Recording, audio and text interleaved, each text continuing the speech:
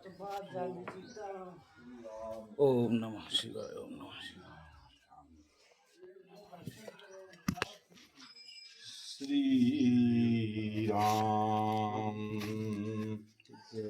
जय राम जय जय राम श्री राम जय राम जय जय राम दीन दयाल बिरद संभारी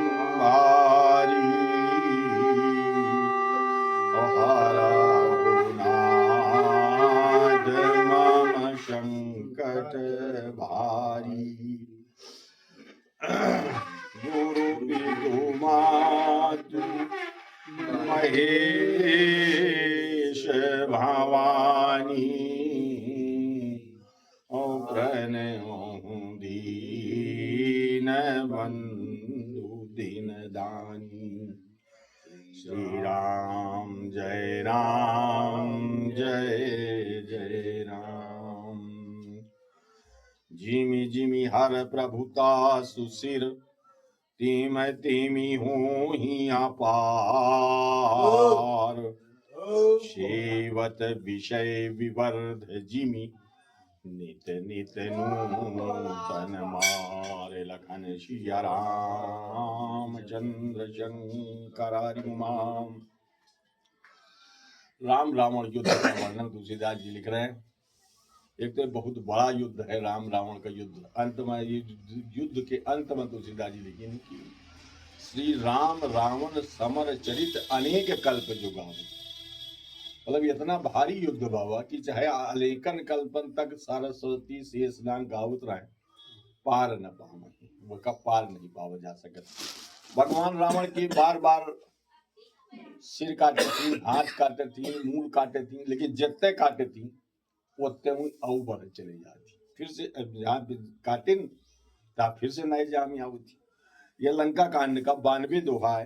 तो जीमी जीमी प्रभु हरता सुशिर तिमी तिमी हो ही अपार असेवत विषय विवर्ध जिमी नित नित नूतन मार लखन सिया राम चंद्र शंकर हरिमाम।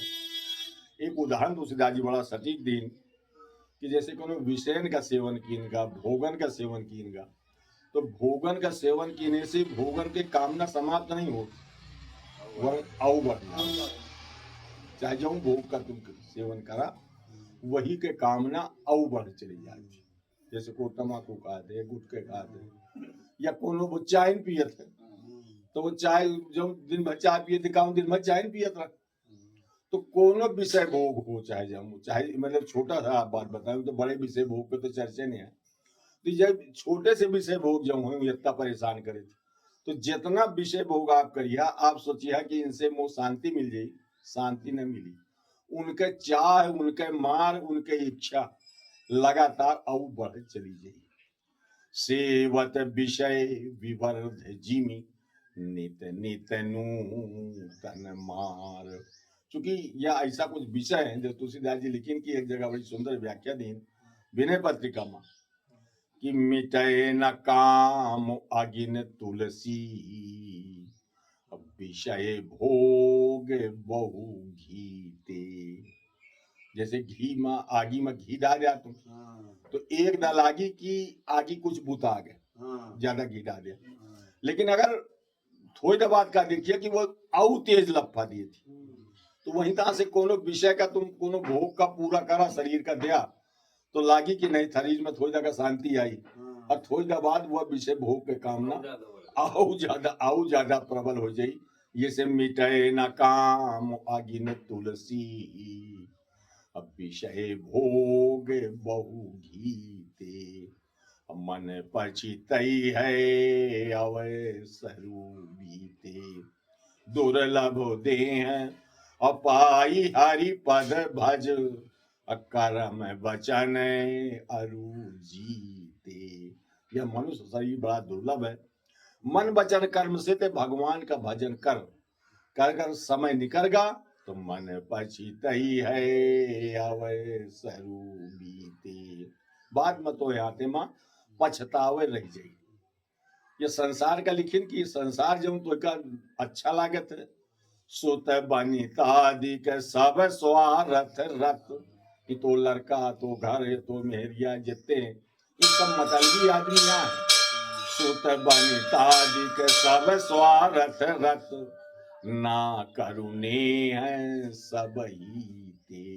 इनसे ज्यादा प्रेम न कर।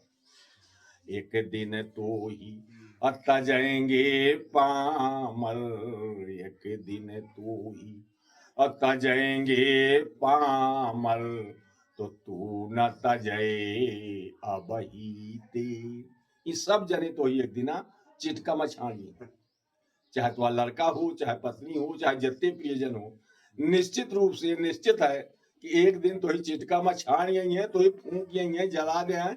और जय लगे जल ना जाइए तय लगे दियाकत रही, मतलब जय लगे तो राख ना कही दे तय लगे तो आप पाछू ना चढ़िए। वह है तुलसीदास जी का एक दिन तो ही अत जाएंगे पामर, तो तू न तजय अब ही ते। मन पछितई है अवै सरू बीते। वो कहां से तुलसीदास जी लिख रहे हैं कि जैसे विषयन का सेवन करने से उनके कामनाएं लगातार बढ़त रहती हैं, वहीं तरह से रावण के सिर और हाथ इन लगातार बढ़त रहती। और 10 मुख देखी सिरन कहे बाड़ी, अभिसरा मरन भाई रिस गाड़ी। रावण भी देखिए कि वहां तो कुछ होते नहीं है, जितने मुंह निकल दी फिर जामी आवती, जितने हाथ भगवान काटे थी फिर जामी आवती।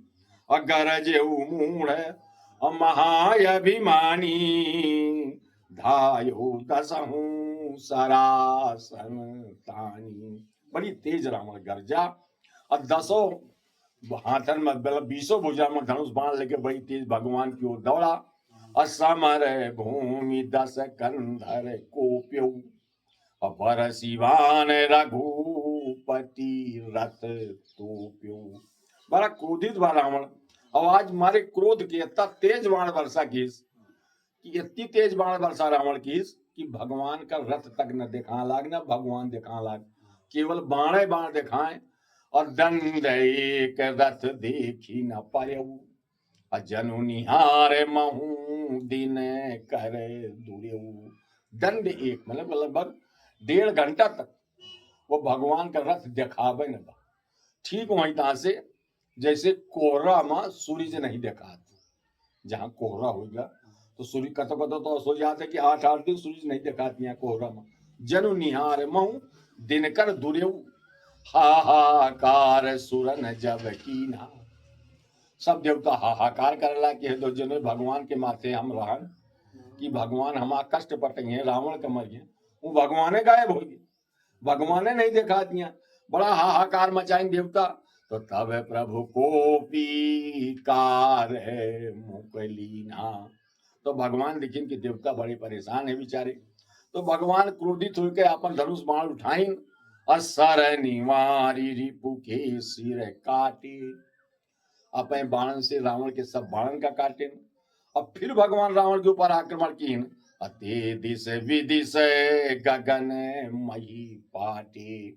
फिर से रावण के मूल और फिर से रावण के हाथ भगवान न जाने कितनी बार काटे कि पूरे आकाश में पूरी धरती में मूड़े मूड़ और हाथे हाथ देखा। काटे सिर नभ मारग धावन, जौने मूल का काट दे तो वह आकाश में उड़े और चिल्लाए वह मूल कटा कटा हुआ। जय जय धुनि करी भय ऊपर जावे। उस रावण के मूलन के आवाज सुनकर मतलब सबका डर लागे, मूल अकेले बोले लागे तो मैं तो ऐसे सावधान डराबे करी। और वो मूल का बोले थी, कहाँ लक्ष्मण सुग्रीव कपीशा। मूल रावण के जो कटे कटाए मूल है वो यहाँ बोले थे सुग्रीव कहाँ है, लक्ष्मण कहाँ है, राम कहाँ है, कहाँ रघुवीर कौशला दिशा।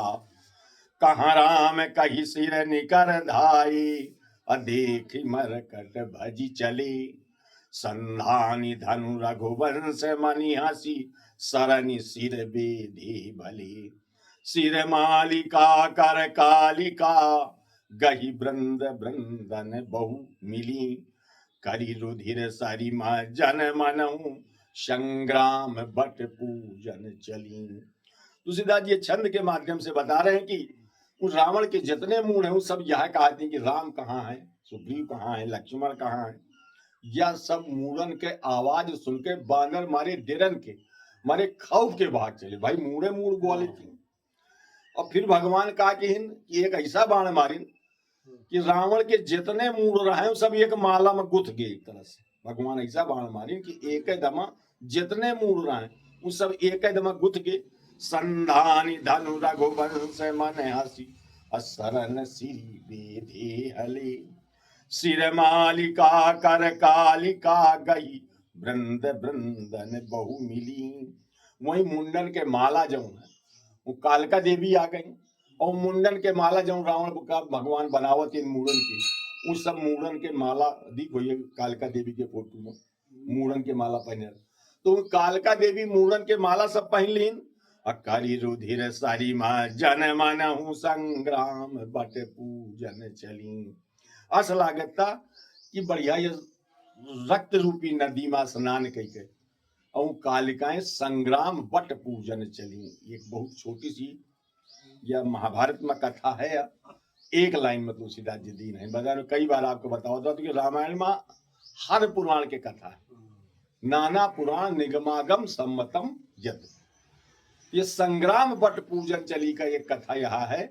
यह सती सावित्री वाली कथा है। सती सावित्री जी बरगद का पूजा थे, वह आज भी मनाई जाती। जेठ के महीना में अमावस का बट सावित्री हुआ मेहरिया बरगद पूजा होती है जेठ में। और संक्षेप में कथा इतनी ना रहा कि सावित्री रहे, उनके पिताजी रहे, तो सावित्री बर ढूंढे गई। पिताजी कहेंगे बिटिया ते अपने मन का बर ढूंढ ले। तो बर ढूंढे गई तो उनका कोनो राजकुमार पसंद ना हुआ, जंगल में निकरी चली जाती थी। तो एक राजकुमार नकरी काटत, वह उन्हें पसंद आ गया। तुम अंत में पूछें कि तुमको हो तो बताइस कि मैं लकड़ी काटने वाला ना हूँ, मैं राजकुमार हूँ, वो माता पिता है अंधे हैं, और मोर राज्य जो है मंत्री छीन ली नहीं, हमें साइड पे जंगल में अपन बसर करे आहू मैं राजकुमार। वो आके सावित्री अपने पिता का बताइस कि मैं तो वर ढूंढ आयु। कहानी बिटिया कहाँ ढूंढे? कहीं फलानी जगह पर जंगल में रहा कि उनके पास कुछ है नहीं आए साइड पे यहाँ राजकुमार। नारद जी बैठ रहे, नारद जी से वो पिताजी के पूछे सावित्री की बिटिया हम आज देख आइए वो बर कसत है। तो नारद जी ध्यान देके देखिए कि बर तो बहुत सर्वश्रेष्ठ है, बर में कोनो कमी नहीं है, कुल खानदान में कोनो कमी नहीं है, सुंदर बहुत है और निर्धन है। यद्यपि निर्धनता कोनो कमी न हुआ, उस समय के साथ साथ तत्काल पूरी भी हो जाए। लेकिन एक बहुत बड़ी कमी, कहीं का कमी है महाराज? कहीं वके साल वके उम्र जो है ठीक 1 साल है, आज से 1 साल। वह जेठ के अमावस आ रहा है, तो बस वह जेठ की अमावस तक वह की उम्र है। सावित्री का बहुमाना की इन्हों के पिताजी की बिटिया ते हो बियाह न करो के लड़का के उम्र ने है। एक सारे का है पिताजी जब स्त्री होती वो एक बार बर का वर्ण करी। अरे 1 साल बहुत हुआ तो 1 दिन के मतलब मैं तो जब 1 दिन का मैं उनका सौभाग्यशाली तो बन गई हूँ, उनका सुहाग मैं मतलब में बना रही, मैं मृत्यु का चिंतन है। हल्या और सावित्री न मानी, अंत में बियाह कई दिन जंगल में रहा है, वो नहंग साथे वो जंगल में वहीं तना रहा है। और वो साल भर व्रत करत रही। वो सावित्री भले का जाना रहा कि मोह पति की उम्र इतनी, सास ससुर का जाना ना रहा। सत्यवान रोज जाए अपन ले आवे, नकरी ले आवे, वही ब्याज के अपन खाए पिए। जिन्ना अंतिम दिन रहा उन्ना वह सावित्री का आज महू चली। अरे कहते हो जंगल में कहाँ जाइए? तो अरे कहा आज महू चलियो आपके साथ। अब जहां वह सावित्री गए और वो नकरी काटे लाग सत्यवान, ठीक दोपहरी के वो एकदम से बहुत तेज मूड पिरान। तो वह कहा ला कि वहां मूड बहुत तेज पिरा दे। कहा तुम जल्दी से तले उतर जाओ। तो जहां सत्यवान तले उतर के आए तो अपनी गोद में वह मूड ढल ली सत्यवान। अब यमराज के दूत हृदय आवे यमराज के दूत आवे, लेकिन वो इतनी सती रहा है, इतना वो में भक्ति रहा है कि उनके प्राण उनके क्षमता न रहा है, खींच लिए। अंत में दूत यमराज का बताएं कि महाराज हमारा नहीं खींचा हुआ था, उस सती का प्रभाव इतना ज्यादा है। तो यमराज भी स्वयं गए और यमराज स्वयं उनके प्राण खींचे, और जहां प्राण उनके खींचे तो सावित्री भी उनके पीछे पीछे चली यमराज के, और यमराज बहुत दूरी चले गए, सावित्री भी उनके पीछे पीछे। और यमराज अंत में कहेंगे बिटिया तो यार कहाँ आ गई, ये सामान्य मनुष्य नहीं आ सकता है, यहाँ को मतलब जिंदा लोग है नहीं आउतियां। अरे कहा तुम मोह मड़ाई का छाड़ा, और नहीं तो मैं तुम्हारे साथ साथ चली हूँ। अंत में फिर यमराज कई ठा वरदान देगा, कहीं अंत में फिर वो तमाम वरदान मांगे कि मुँह माता पिता ठीक हो जाए, सास ससुर ठीक हो जाए। अंत में ये अंतिम वरदान ये मांगे कि मुझे 100 पुत्र हों। तो यमराज सब तक हाँ हाँ कहा दिए, 100 पुत्र का जो वरदान मांगे तय हाँ कह दी, तय भी सावित्री का इसकी बताओ तुम मोर पति का लग जाइए, मुझे 100 पुत्र हो जाए तो मड़ई का कही। अंत में यमराज फंस गए, अंत में उन्हें लौटावे का पड़ा प्लान। तो वो वरगद का वो संग्राम पट पूजन चलिए लाइन जब तुलसीदास जी दी नहीं, एक लाइन में दी नहीं, ये पूरी सती सावित्री के कथा है। करी रुधिर सरिमा जन मनम संग्राम बट पूजन चली, पुनि 10 कंठ क्रुद्ध हुई छाड़ी शक्ति प्रचंड, अचली विभीषण सन्मुख मनहु काल कर दंड लखन सिया राम चंद्र शंकर हरि उमा। रावण बड़ी तेज गुस्सान, अब विभीषण वही नजर में आ गया रावण का। तो रावण का ला कि यही के वजह से आए सब कुछ हो रहा है, तो ऐसा कुछ मतलब शक्ति मारी सीधे विभीषण का कि ये विभीषण बचे ना विभीषण मर जाए, यह हिसाब से वो शक्ति छोड़िस। आवत देखी शक्ति अति घोरा, प्रणतारित भंजन पन मोरा। राम जी दिखें कि रावण के बड़ी तेज शक्ति विभीषण की टीका आ रही है, और अगर विभीषण का कुछ होगा तो हमा ना बूझे, कैसे हमा ना हो शरणागत रक्षक, और हम ही शरण में अगर को मर गया तो फिर हमा ना बूझे। तो भगवान एकदम से कहें कि तुरत विभीषण पाछे मेला। तो राम जी कहा कि केहूचा पकड़े विभीषण, क्या केहूचा बाण, और बाण पकड़ के राम जी वही विभीषण का अपने पाछे कैली। असन मुख राम सहयऊ सोई सेला, और वो शक्ति का राम जी स्वयं अपने छाती में लेंगे। यह भगवान की कृपालता है कि भक्त के ऊपर कोनो दुख आवा तो भगवान वही स्वयं ले लिए थी, वह भक्त का दुख का अनुभव नहीं होने दिया। यह भगवान के शरणागत वत्सलता है। असन मुख राम सहयऊ सोई सेला, अलागी शक्ति मूर्छा कछु भई, अप्रभु कृत खेल सुरन बिकलई। वो जहाँ शक्ति लाग भगवान की, तो भगवान का एक क्षण तो ही मूर्छा जैसी आ गई। तुलसीदास जी लिख रहे हैं, भोलेनाथ पार्वती का बता रहे हैं कि पार्वती मोहे राम का मूर्छा न हुआ है, वो तो खेला करते, लेकिन देवता हमार वैकल्प हो गए कि दो भगवानो हमार बेहोश हो गए, और भगवानो है तो लागे तो लक्ष्मण साई नाम का शक्ति लाग गए रावण के। अदेख विभीषण प्रभु श्रम पायु, अब विभीषण देखिस क्या भगवान मोह खेती इतना कष्ट सही, पूरी शक्ति स्वयं ले ली। तो विभीषण एकदम से उठा और गही कर गदा क्रोध होई धायो, गदा उठाई विभीषण अब बड़ी तेजी से क्रोधित होकर रावण की ओर दौड़ा। अरे कुभाग्य सठ मंद कुबुद्धि, रावण का बहुत दबकबो बा, कतों के अभागी कतों के कुबुद्धि, अतः सुर नर मुनि नाग विरोधी। तो सबका विरोधी है, वो तो ही प्यार ने है, चाहे सुर हो चाहे नर हो चाहे मुनि हो, सबका तो सताव था, सबका कष्ट दिया था, सबका दंड दिया था, सबके हाथ से मतलब सबका रहा नहीं देते, को ऊपर जिए नहीं देते। भाई खल यही ताके तो वो थी, खल का मतलब हुआ था जब सबका खल है, को का कलमा रहा न दे, बस वो है खल है। तो त्रि कुभाग्य सठ मंद कुबुद्धि, अतः सुर नर मुनि नागे विरुद्धि, असादर शिव कहूं अशीष चढ़ाई, एक एक की कूटिन पाए। विभीषण कही रहा है रावण से कि ते एक ठा काम अच्छा कीना, और वह अच्छा काम यह कीना कि भगवान शंकर का भजन कीना, और उनका ते आपन काट काट अपने हाथे मूड चढ़ावा, और वही का प्रभाव आए कि अब तक ते बचा। शंकर जी की भक्ति का प्रभाव बहुत दीर्घ काल तक रहा थे। शंकर जी जी के ऊपर एक कृपा कर दिन, वह फिर आजीवन सुखी रहा थे। सादर शिव कहाँ शीस चढ़ाए, एक एक की कूटिन पाए। तो एक एक मूड चढ़ावा रहा, और उस शंकर जी तो ही करोड़न करोड़न मूड दे दी, मतलब तो करोड़न मूड जो निकाले जा चुके। अत्य ही कारण खले हब लगी बाँच्यो। बस वह प्रभाव है, उन्हीं शंकर जी के कृपा है कि अब तक ते बचा। ते ही कारण खल अब लगी बाँच्यो, अब तब काल शीस पर नाच्यो। अब तो त्वार बिल्कुल काल जो है बिल्कुल मुड़े में आ गए, अब तो बिल्कुल मौत निश्चित आ गए, मृत्यु तो बहुत मुड़े में आ गए। अब ते मरहीन वाला है। विभीषण बड़ी तेज दबका इस रावण का।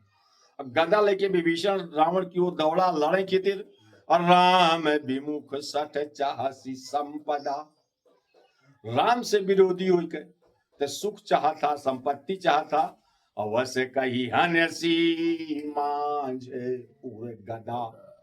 इतना कह के विभीषण बिल्कुल बीट ठीक हो के छाती में, और बहुत तेज गदा का प्रहार किया। विभीषण कमजोर बलित हो गया, रावण का भाई ना मान गया।